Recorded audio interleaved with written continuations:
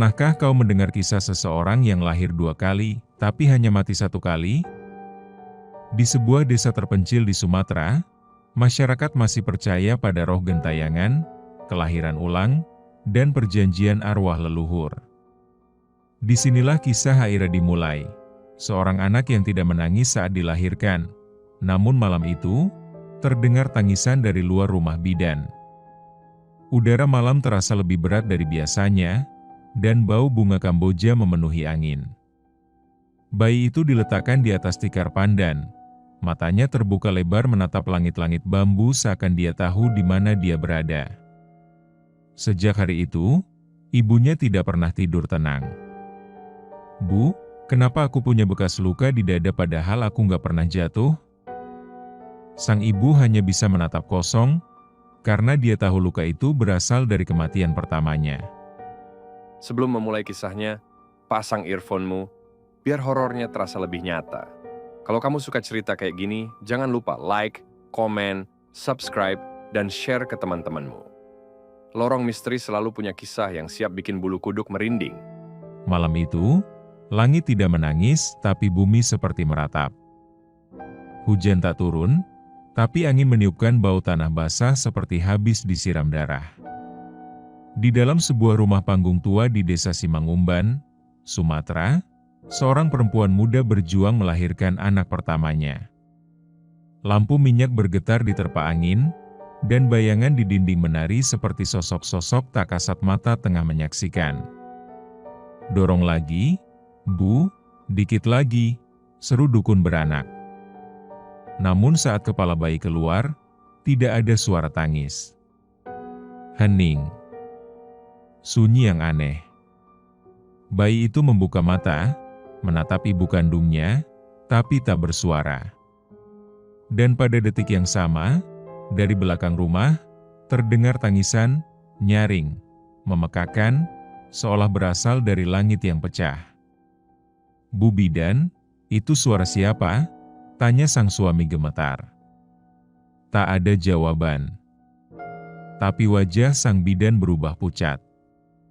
Perlahan, ia membuka selimut bayi itu, dan melihat ada bekas luka membujur di dada bayi. Bekas jahitan seperti luka operasi. Tapi, siapa yang pernah mengoperasi bayi yang baru lahir? Sementara itu, sang ibu pingsan dalam pelukannya. Dan malam itu, para tetua desa sepakat, anak ini bukan lahir untuk pertama kali. Setiap nama membawa ruh. Tapi ada nama yang jika diucapkan, bisa membangunkan kematian. 3 hari setelah kelahiran bayi itu, rumah panggung keluarga Aira tak pernah lagi sepi. Orang-orang datang, bukan untuk mengucap selamat, tapi untuk melihat sendiri, bayi yang lahir tanpa tangis, dengan mata tajam seperti orang dewasa. Nenek dari pihak ibu datang membawa segenggam garam dan potongan rambut. "Letakkan di bawah bantalnya," katanya, sambil berbisik kepada menantunya, "jangan pernah sebut nama itu lagi." "Apa maksud Emma?" tanya si ibu, wajahnya lesu. Nenek itu memandang bayi Aira dengan mata berkaca-kaca.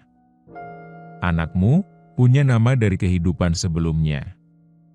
Waktu itu, dia bernama Damar, seorang pemuda yang tewas karena dibakar hidup-hidup di ladang orang. Ia mati dengan amarah dan mungkin ia belum benar-benar pergi." Seketika, lampu minyak padam. Ruangan gelap. Bayi Aira yang semula diam, kini menangis keras dengan nada serak seperti orang dewasa, membuat semua orang terdiam membeku. Dan di antara suara tangis itu, nenek tua itu berkata dengan gemetar, "Dia kembali, dan belum selesai. Ada jasad yang tak bisa diterima tanah. Dan ada ruh yang menolak istirahat." Beberapa hari setelah kelahiran Aira, suasana desa mulai berubah. Warga sekitar sering melihat sosok hitam berdiri di bawah pohon randu tua dekat kuburan lama. Sosok itu diam, mematung, menghadap ke rumah Aira. Tak ada yang berani mendekat. Bahkan ayam pun enggan lewat situ. Pada malam Jumat, Nenek Aira mengajak ayah Aira ke sebuah makam tua. Di sana tertulis nama yang telah mereka kubur belasan tahun lalu, Damar Rashid. Tapi yang membuat mereka terdiam adalah gundukan tanah yang selalu terbuka, meski sudah ditimbun berulang kali. Setiap malam, tanah ini terbelah kembali, kata nenek. Seperti dia belum ikhlas dikubur. Ayah Aira mencoba menutupnya sendiri, dengan bacaan doa, dan menancapkan kayu salib kecil, bukan untuk agama, tapi penanda bahwa ruh ini tidak boleh kembali. Namun tiba-tiba, tanah bergerak, pelan, seperti ada sesuatu dari dalam yang ingin keluar. Apa itu? Bisik ayah Aira. Dari sela tanah yang lembab, muncul jari, bukan tulang, tapi daging yang masih utuh. Jari manusia. Dan di saat itulah, dari kejauhan, terdengar tangisan bayi Aira, yang tak mungkin bisa terdengar sejauh itu. Tidak semua ibu mendoakan anaknya masuk surga. Beberapa, malah menyerahkannya pada iblis. Malam itu, Aira menangis tanpa henti. Matanya memerah seperti terbakar, dan tubuhnya panas meski suhu udara sangat dingin. Ibunya memeluknya sambil terus membaca doa. Tapi setiap ayat dilafalkan, Aira justru semakin menjerit, seolah doa menjadi racun bagi ruh yang bersemayam di tubuhnya. Nenek Aira memandangi cucunya dari sudut ruangan, dengan wajah muram dan mata kosong. Ia kemudian membuka kotak tua dari bawah tempat tidurnya.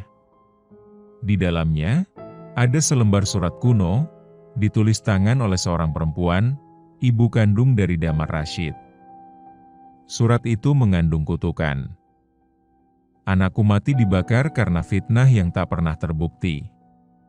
Tidak akan kuterima dunia ini sebelum dia kembali dan menyelesaikan dendamnya. Kalau langit menolak, maka biarlah bumi melahirkan dia kembali. Tinta pada surat itu sudah pudar, tapi di bagian bawahnya tertulis tanggal persis dengan tanggal lahir Aira. Dan malam itu, nenek Aira menangis sambil berkata, kita semua adalah bagian dari kutukan itu. Aira, bukan hanya anak kita. Dia juga anak dari kemarahan yang belum terbalas. Bagaimana mungkin seorang bayi bisa bicara? Dan yang lebih mengerikan, kenapa ia tahu semua kejadian sebelum ia lahir? Usia Aira belum genap 2 bulan saat kejadian itu terjadi.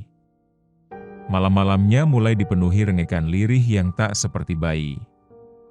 Bukan tangis lapar, bukan tangis sakit, tapi seperti seseorang yang mencoba bicara, memaksakan kata, mengulang nama-nama.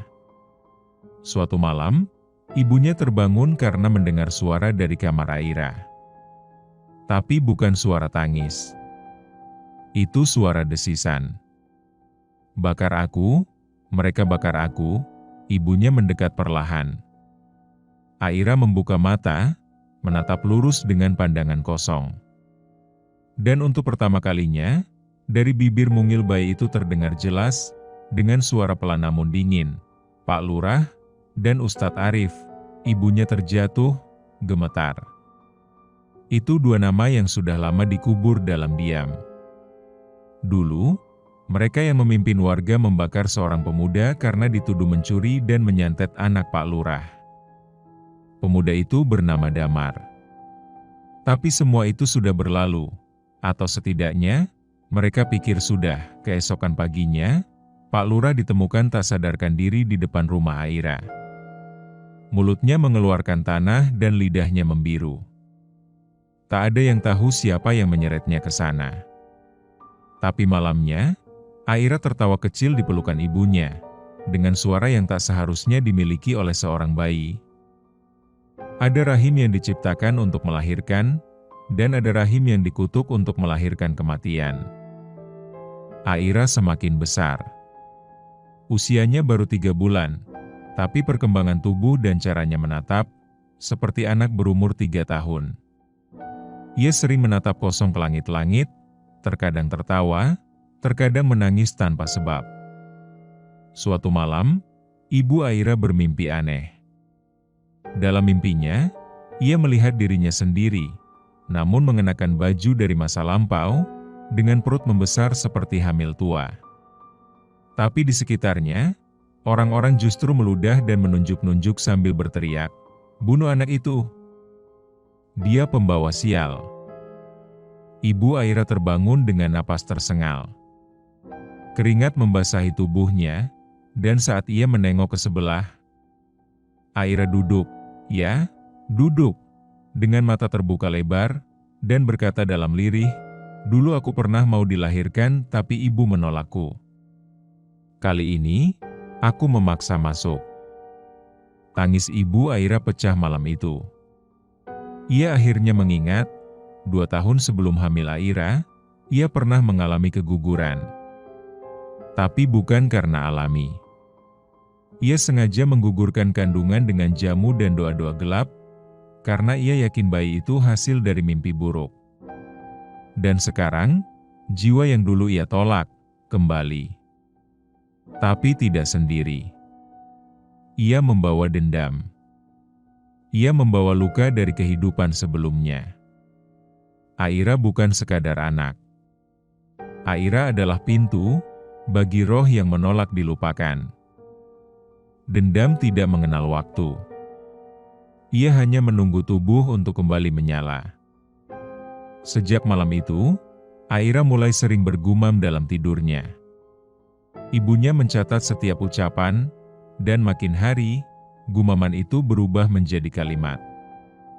Nama-nama, lokasi, waktu. Seolah seseorang sedang menuntun dari balik tubuh mungilnya. Pohon asam dekat surau, di bawahnya ada luka. Pak RT sembunyikan bensin di sumur tua, Ustadz Arif yang menyiram tapi bukan dia yang menyalakan api. Desa pun mulai gelisah. Orang-orang mulai membicarakan kembali kejadian 18 tahun lalu, ketika seorang pemuda dibakar hidup-hidup karena dituduh mencelakai anak Pak Lurah. Tapi tak satu pun warga berani buka mulut. Semua masih diselimuti rasa bersalah dan ketakutan. Sampai pada malam Jumat, suara lonceng dari surau berdentang sendiri, padahal tidak ada yang memukulnya. Dan keesokan harinya, Pak RT ditemukan tergantung di pohon asam yang disebut Aira dalam tidurnya. Anehnya, tubuhnya tidak menggantung di udara, tapi kakinya justru menyentuh tanah, seperti ada yang menariknya dari bawah. Warga panik. Tapi Aira hanya diam. Tersenyum kecil, dan berkata sambil bermain boneka, "1 sudah, tinggal 6 lagi." Ibunya menangis diam-diam. Ia sadar, Aira tidak sepenuhnya anaknya. Di dalam tubuh mungil itu, hidup sebuah jiwa yang hanya punya satu misi, menyelesaikan yang dulu belum sempat diselesaikan. Bahkan kematian pun bisa salah alamat, jika ada kebenaran yang dikubur hidup-hidup. Malam itu, Aira duduk di depan rumah sambil mencakar-cakar tanah dengan jari mungilnya. Tak ada yang mengajarinya, tapi ia menggambar sesuatu, bentuk seperti denah. Ada tanda X besar di salah satu sudut. "Nek," ucapnya pelan. "Di sini dulu aku dikubur sebelum dibakar." Neneknya gemetar. Denah itu menunjukkan sebuah lokasi di belakang surau lama, yang sekarang jadi tempat pembuangan puing. Dahulu, sebelum eksekusi pembakaran damar dilakukan, warga sempat mengubur tubuhnya hidup-hidup untuk membungkam ruhnya. Tapi damar tidak mati saat itu. Ia keluar dari tanah, dan baru mati terbakar malam berikutnya. Mereka bukan membunuhku sekali. Mereka membunuhku 2 kali dengan cara yang paling binatang. Esok paginya, para tetua desa mendatangi lokasi yang digambar Aira. Mereka menggali diam-diam.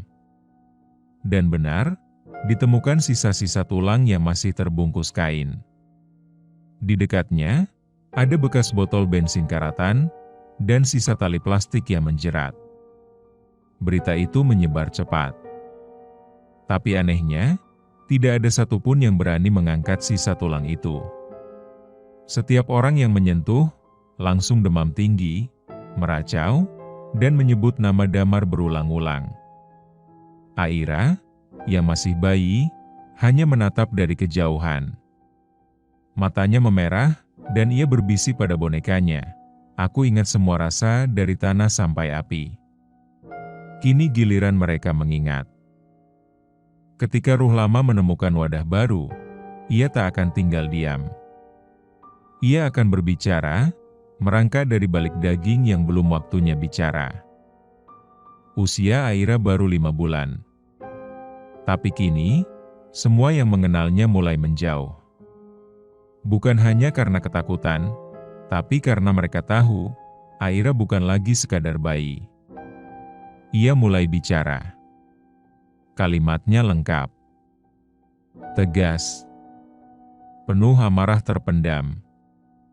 Suaranya dalam, serak, dan bukan suara anak kecil. Seperti suara yang terbentuk dari arang dan luka lama. Ia bicara tentang sejarah, tentang malam gelap penuh jerit dan bau bensin. Tentang 7 orang yang mengikatnya, menyiram, dan tertawa saat api membakar tubuhnya. Pak Lurah bukan yang memulai, tapi dia yang menyulut. Dan yang paling kotor, adalah orang yang pura-pura menyelamatkanku. Dialah pengkhianat terakhir. Saat ibunya mendengar suara itu dari balik kamar, ia nyaris pingsan. Aira berdiri sendiri, menatap kaca dan berbicara, pada bayangan dirinya sendiri. Mereka pikir bisa lari. Mati pun aku cari. Warga desa kini hidup dalam ketakutan. Semua yang pernah terlibat dalam kematian Damar mulai menerima balasan. 3 orang telah mati misterius. 3 lainnya menghilang. Tinggal 1 lagi. Dan tubuh mungil Aira, kini sepenuhnya jadi milik Damar. Ia bahkan menyebut dirinya sendiri, "Aku bukan Aira. Aku kembali untuk menagih harga dari nyawa yang dulu dibakar seperti sampah." Dendam paling dalam bukan datang dari kematian, tapi dari pengkhianatan yang dibungkus kasih. Pagi itu, ibu Aira ditemukan tak sadarkan diri di dapur, dengan darah mengalir dari hidung dan telinga. Di dinding, tertulis dengan arang, "Sudah saatnya ibu tahu kebenarannya." Ketika ia sadar, Aira, atau lebih tepatnya, Damar, duduk di ujung ranjang sambil memainkan sehelai kain hitam. Wajahnya tak lagi polos. Sorot matanya penuh luka, marah, dan getir. Ia mulai bicara. Tapi kali ini, bukan lagi dengan amarah, melainkan ketenangan yang lebih mengerikan. "Aku dulu mempercayaimu. Tapi kau justru membocorkan persembunyianku. Kau berpikir menyelamatkan keluargamu, tapi kau menghancurkan nyawaku." Ibu Aira terisak. Ingatannya kembali ke 18 tahun silam, saat Damar bersembunyi di rumahnya, meminta tolong, dalam pelarian. Ia menyanggupi. Tapi di tengah malam, ia malah memberitahu warga, karena suaminya mengancam akan menceraikannya. "Aku dibakar, karena kau," lanjut Damar dengan suara lirih. "Kau pikir aku mati? Tidak. Aku hanya menunggu rahimmu membuka, agar aku bisa kembali dan menunjukkan luka yang kau timbun dalam doa." Ibu Aira menjerit, memeluk tubuh mungil Aira yang kini jadi ladang amarah jiwa yang tersiksa. Tapi tangisnya tak bisa menghapus takdir. "Aku lahir 2 kali agar kau tahu bahwa mati tidak semudah melupakan. Tapi aku hanya akan mati sekali, saat kau benar-benar menyesal." Dan pada malam ke-40 setelah Aira lahir, suara tangis terakhir terdengar dari rumah itu. Esoknya, Aira ditemukan tidur dalam pelukan ibunya. Matanya tertutup, dan tubuhnya lemas. Tapi kali ini, ia benar-benar diam. Dan untuk pertama kalinya, tanah desa itu menerima jasadnya tanpa retak. Pesan moralnya adalah, setiap pengkhianatan, seberapa kecil pun, bisa meninggalkan luka yang membentuk takdir seseorang. Kadang, luka yang tak termaafkan justru lahir kembali lewat orang yang paling kita cintai. Prime, terima kasih sudah mendengarkan kisah ini sampai habis. Jangan lupa like, komen, subscribe, dan share ke teman-temanmu. Lorong Misteri akan selalu punya kisah yang siap bikin bulu kuduk merinding, dan jika mau request judul cerita, silahkan komen di kolom komentar di bawah. Kami akan buatkan untuk kalian.